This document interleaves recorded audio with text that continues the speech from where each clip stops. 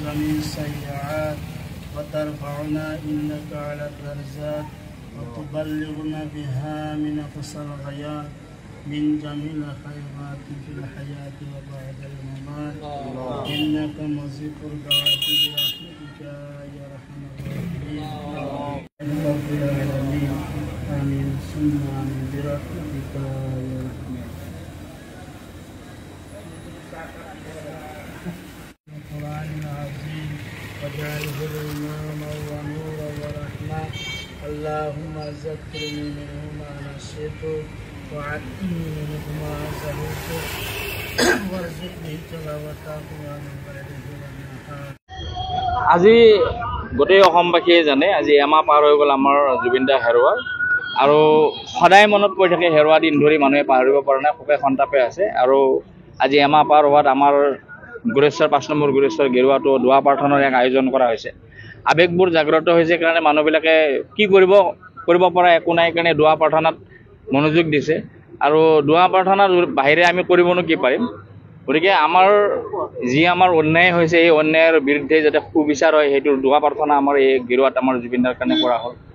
অন্যায়ৰ বিপক্ষে আমি দোৱা কৰিলোঁ আৰু আমি আশাবাদী যাতে আমাৰ জুবিন দায়ে যিজনে নেকি আমাৰ গোটেই অসমখনক একত্ৰিত কৰি থৈ গ'ল জাতি ধৰ্ম নিৰ্বিশেষে আমাক যে এখন মঞ্চৰ তলত এখন আশাৰ তলত বিশ্বৰ এখন নামক জাকত জিলিকা এখন ঠাই বনাই থৈ গ'ল এনেকুৱা বিশ্বত এনেকুৱা দেশ নাই য'ত নেকি এনেকুৱা জাতি ধৰ্ম নিৰ্বিশেষে এজন ব্যক্তিৰ হৈ কিনে মানুহৰ হিয়া উঠলি উঠিছে কান্দনত বিকল হৈ গৈছে মানুহবিলাক গতিকে তেনেস্থলত আমাৰ জুবিন দা এজন আমাৰ অকল অসম ৰত্ন বুলি ক'লেই ভুল হ'ব বিশ্বৰ কাৰণে তেওঁ এটা স্বৰূপ হয় দৃষ্টান্ত হয় আৰু এজন বিশ্বৰত্ন বুলি ক'লেও আমি ভুল নহ'ব আমাৰ অসম ৰত্ন হোৱাৰ উপৰিও আৰু জুবিন দাৰ দুখে এই শোকত ব্যাকুল কৰি থকা সময়তে আমি আমাৰ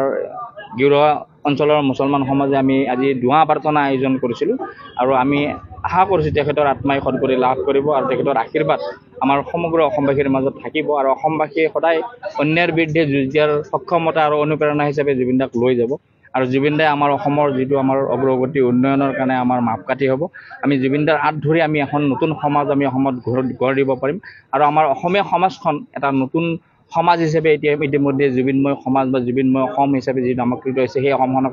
জীয়াই ৰখাৰ কাৰণে আমাৰ সমগ্ৰ আমাৰ অসমৰ যুৱ শক্তিয়ে মনে প্ৰাণে চেষ্টা কৰিব লাগিব আৰু আমি চেষ্টা কৰি যাম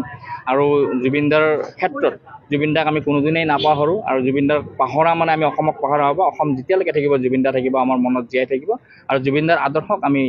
মনোপ্ৰাণে আমি জীয়াই ৰাখিম এয়া আমাৰ আজি একত্ৰিতভাৱে আমি এক পণ লৈছোঁ আৰু আমাৰ জুবিন দাই বিচৰা অসমখন গঢ়াৰ কাৰণে আমি আহু পুৰুষাৰ্থ কৰি যাম